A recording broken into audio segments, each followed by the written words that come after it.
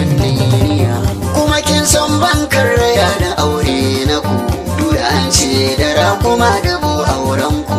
Kai nake so aure da kai a yau na shirya, ko babu komai ne da kai akwai soyayya. Duk da al'ada ta hana kai wa auren, je kai sadaki aure da ni ka samu. Zuciya ta kyauta a mashigiya na baki, tunda kin zama haske na fitilar lantarki.